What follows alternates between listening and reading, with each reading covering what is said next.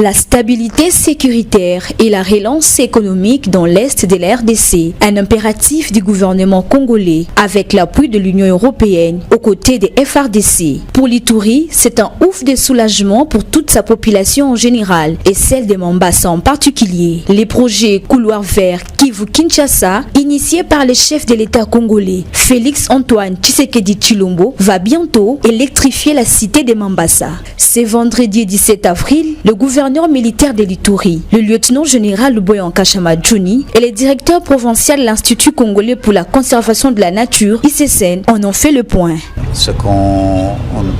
planifie à l'initiative de son excellence le gouverneur, c'est un premier projet qui est sur la ville de Mombasa,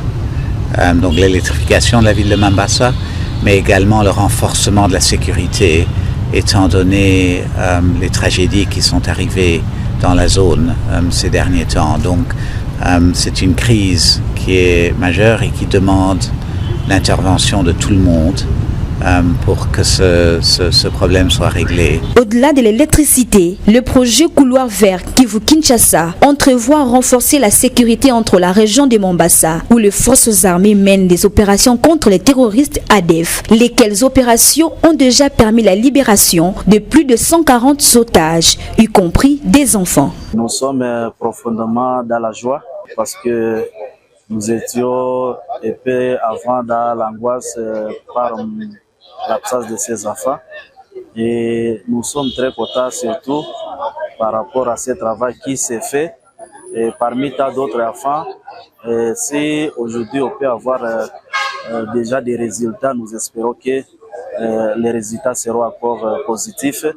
parce que l'armée continue à faire déjà bien son travail. L'exécution de ce projet Couloir Vert Kivu-Kinshasa, en passant par l'Ituri et la Tchopo, ayant pour vocation d'assurer la relance économique, la protection des forêts du bassin du Congo, ainsi que la sécurité, démontre l'engagement du commandant suprême des forces armées, Félix Antoine Tshisekedi Tshilombo, qui milite jour et nuit pour la pacification de l'Est et la RDC en général et l'Ituri en particulier sous état de siège.